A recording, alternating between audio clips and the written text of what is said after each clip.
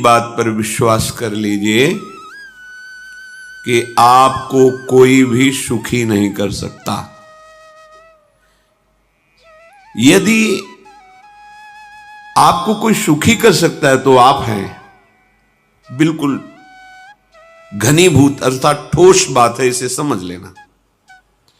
यदि आप अपने विचार के द्वारा, विवेक के द्वारा अधर्माचरणों का त्याग करके धर्म पूर्वक जीवन व्यतीत करते हुए भगवान नाम जप करते हैं, तो पूर्व पाप कर्म के अनुसार जब देह रचा गया तो उसमें जो प्रारब्ध दुख सुख का है वो तो आएगा, पर आपको परास्त नहीं कर पाएगा।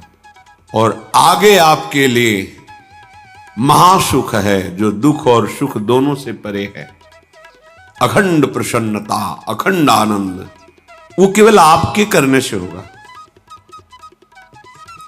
उपदेश मिल सकते हैं, मार्ग बताया जा सकता है, आपको सहयोग मिल सकता है, पर चलना आपको होगा।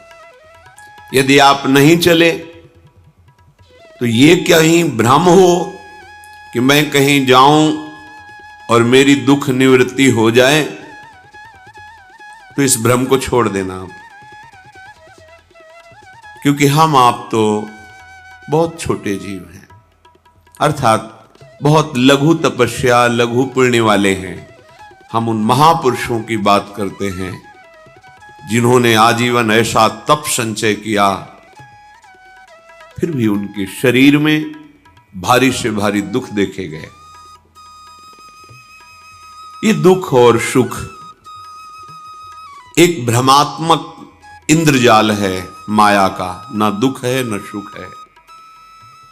जैसे जो सपने सिर काटे कोई, बिन जागे दुख दूर न होई। ऐसे स्वप्न में तुम चक्रवर्ती सम्राट बन जाओ तो जगने पर तुम थोड़ी रहोगे, तुम जो हो वही होगे। हम भगवान के चिदानंद अंश हैं। ये भूलकर हम अपने को स्त्री पुरुष, अच्छा बुरा, धनी निर्धन, दुखी सुखी आदि आदि बहुत सा प्रपंच है, इसे हम अपने दिमाग में बैठा लिया है। जब तक आप ये प्रपंच नहीं छोड़ोगे तब तक आपको सुखी कोई कर ही नहीं सकता, क्योंकि दुखालयम नाशवान संसार का तो तुमने अस्तित्व रखा है। अगर ये किसी के दूर करने से होता तो स्वयं जगत गुरु परब्रह्म परमात्म तत्व भगवान श्री कृष्ण सामने हैं और अर्जुन को कह रहे हैं, मात्रा स्पर्शास्तु कौन्तेय शीतोष्ण सुख दुखदा आगमा पायनो अनित्यास्तास्तितिक्षस्व भारत। हे भारत, हे अर्जुन, ये आने जाने वाले अनुकूलता प्रतिकूलता, गर्मी शीतलता, अर्थात काम क्रोध लोभ मोह मद मत्सर अपमान निंदा, ये सब ताप पहुंचाते हैं। अनुकूलता सम्मान यश कीर्ति धन वैभव, मानी हुई मान्यता, ये सब शीतलता पहुंचाते हैं। ये उष्णता और शीतलता, अनुकूलता और प्रतिकूलता आने जाने वाले हैं। भगवान ये नहीं कह रहे मैं मिटा दूंगा, कह रहे तास तितिक्षस्व भारत। हे अर्जुन, ये तुम्हें सहना होगा। यदि तुम इसे सह गए तो तुम्हारे हृदय में ऐसी स्थिति प्रकट हो जाएगी कि फिर ये स्पर्श भी नहीं कर पाएंगे। सहने से तुम्हारी भक्ति बढ़ेगी, तुम्हारा चिंतन बढ़ेगा, तुम्हारा स्मरण बढ़ेगा। सत्य वस्तु के लिए, सत्य तत्व के लिए तुम सुखी हो जाओगे। बिल्कुल खुली बात। आडंबर नाटक पाखंड इसकी जरूरत नहीं है। प्राकृतिक भोगों में सुख बुद्धि, देहाभिमान, विद्या रूप महत्व कुल धन यौवन अभिमान, यही तुम्हारे दुख का मूल है और ये कोई दूसरा नहीं हटा सकता। ये तुम्हें अपने विवेक सत्संग से प्राप्त हुए विवेक के द्वारा, शास्त्र स्वाध्याय से प्राप्त हुए विवेक के द्वारा इसे तुम्हें त्यागना है। दुख तुम पकड़े हो तो छुड़ा कौन सकता है? छुड़ाना तो आपको ही पड़ेगा। अगर कोई वादा करता है कि मैं आपको दुख रहित कर दूंगा, मुझे आज तक समझ में नहीं आया। दुख रहित होने का जो उपाय है वो गुरुजन, महापुरुष, संत जन बताते हैं कि जब चारों ओर अंधेरा छा रहा हो, कोई अपना न दिखाई दे रहा हो, केवल दुख ही दुख, अशांति ही अशांति, उस समय आप देखिएगा कोई एक है जो आपको बहुत प्यार कर रहा है। वो हमारे प्रभु हैं। आप जिनकी तरफ पीठ किए हो और जहां दुख है उधर मुख किए हो, वापस घूमो, सन्मुख होइएगा। सन्मुख होए जीव मोहि जबहि, जन्म कोटि अघनाशों तबहि। करोड़ों जन्मों के पाप नष्ट कर देते हैं भगवान। जहां प्रभु की तरफ हुए तो पता चला बहुत जन्मों से बिछुड़ा था, वो मेरे स्वामी मिल गए। भारी से भारी संकट की निवृत्ति के लिए एकमात्र उपाय भगवान श्री हरि का आश्रय, उनके नाम का जप।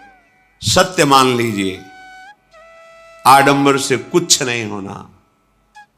चाहे जितने जंतुर बांध लो, चाहे जितना जो कुछ जादू टोना जो मनावे सो कर लो, बारी मथे घृत होए बरु शिकताते बरु तेल, बिनु हरि भजन न भवतरी यह सिद्धांत अपेल। विनिश्चितम बदामिते नान्यथा वचांस में हरि भजंती। अटल बात है, यदि भजन नहीं करोगे तो तुम्हें कोई सुखी नहीं कर सकता। तात्कालिक आपको ऐसा लग सकता है मेरा काम बन गया, नहीं, वो तत्कालिक है। हमारा काम बनना तो तब होगा जो हमारा आवागमन मिट जाए, सदा सदा के लिए मुझे ऐसी वस्तु प्राप्त हो जाए कि जहां चाह ही खत्म हो गई, जहां दुख ही खत्म हो गया। वो हमारा स्वरूप है, वो हमारे आराध्य देव हैं।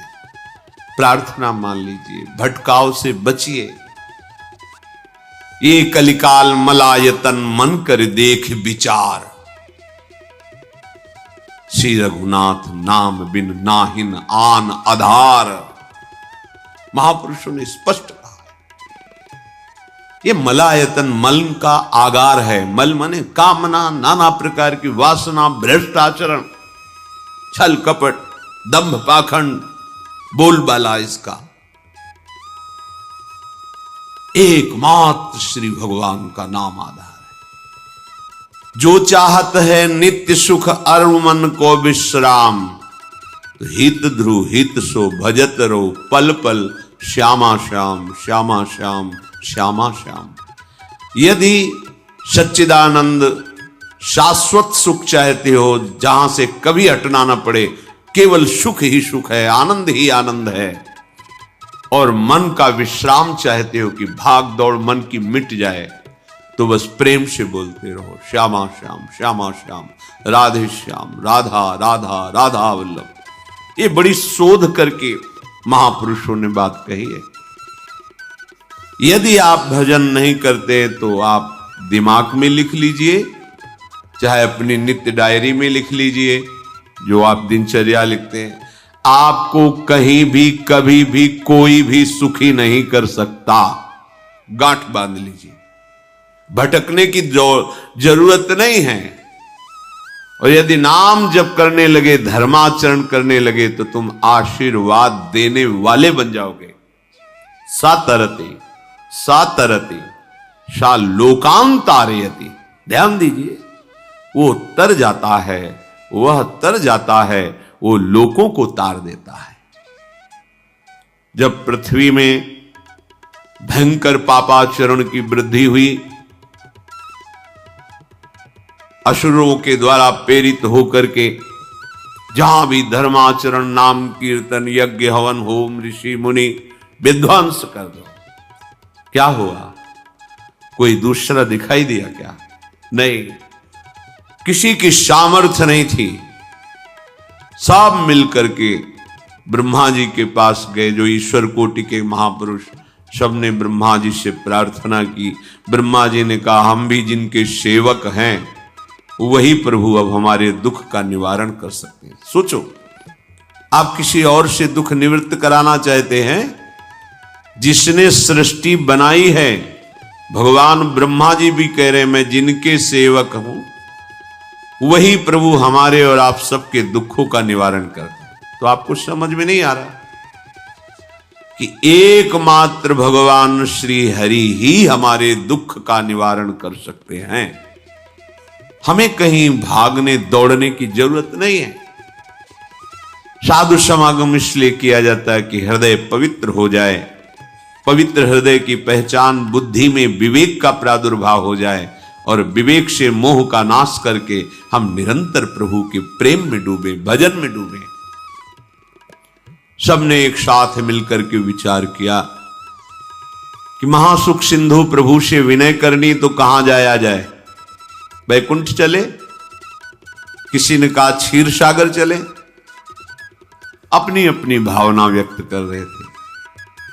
तेहि समाज गिरजा में रहू, अवसर पाई वचन एक कहू, हरि व्यापक सर्वत्र समाना, प्रेम ते प्रगट होई मैं जाना।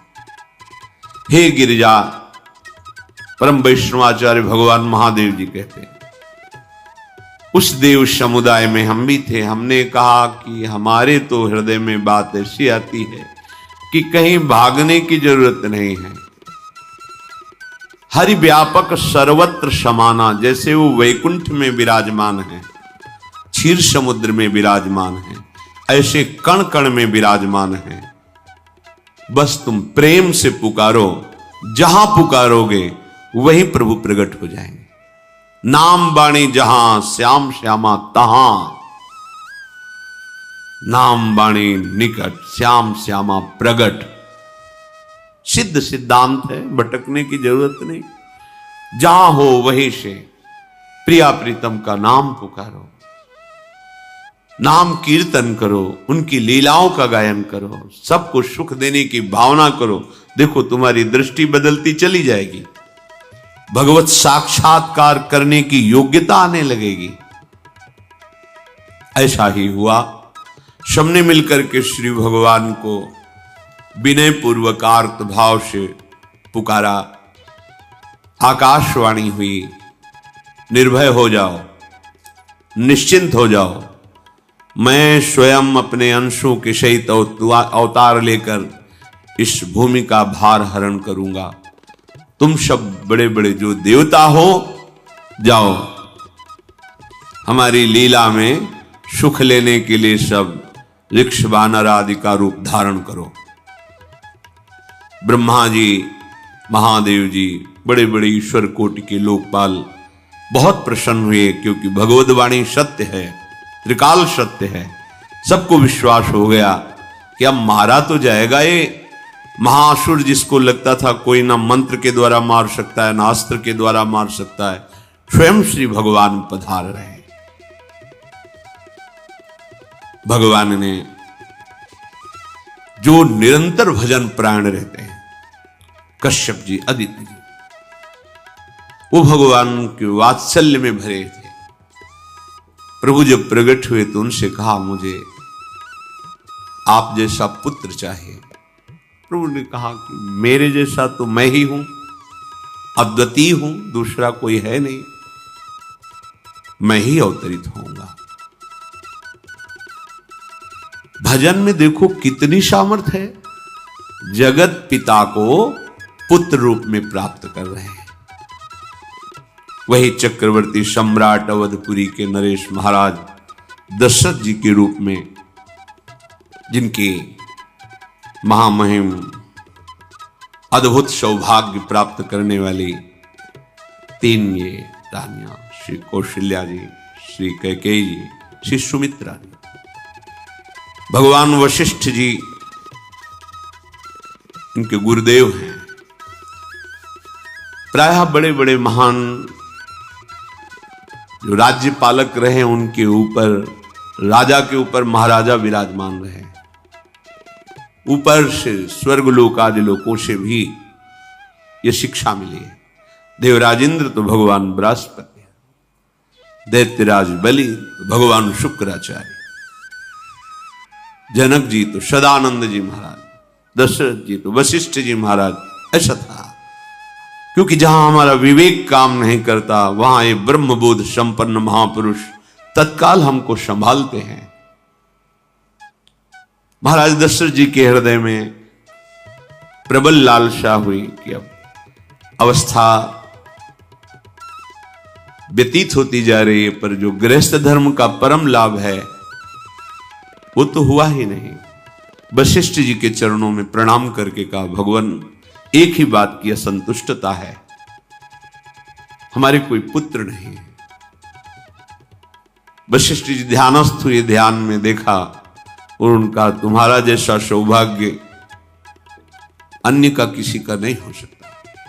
तुम्हारे यहां स्वयं सच्चिदानंद भगवान श्री हरि अपने अंशों के साथ अवतरित हो रहे। श्रृंगी ऋषि को बुलाया गया, पुत्रष्टि यज्ञ करी, उसमें साक्षात भगवान अग्निदेव प्रकट होकर के खीर दिया और कहा अपनी रानियों को पवा दीजिए। वशिष्ठ जी के आज्ञा के अनुसार उस खीर को 2 भाग में किया। प्रथम भाग श्री कौशल्या जी को दिया, जो दूसरा भाग था उसके 2 भाग किए, उसका 1 भाग कैकेयी जी को दिया। अब जो 1 भाग बचा उसके 2 भाग किए और वशिष्ठ जी की आज्ञा के अनुसार एक माता कौशल्या जी को, एक कैकेयी जी को दिया। उन्होंने अपने हाथ से सुमित्रा जी को दिया। तो सुमित्रा जी के गर्भ से लक्ष्मण और शत्रुघ्न, कौशल्या जी ने जो भाग दिया उससे लक्ष्मण जी प्रकट हुए, जो रामचरण अनुरागी, अद्भुत अद्भुत हरि प्रेमी। शत्रुघ्न जी भरत चरणों का आश्रय लिए हुए राम जी का सेवन करते। बड़ा रहस्य है, कितनी मर्यादा है। गुरु की आज्ञा से जहां जैसा विधान होना चाहिए वैसा, तो उस बड़ा मंगल स्वरूप। ये महामहिम जगत पावन करने वाली माताएं मानो अपने गर्भ में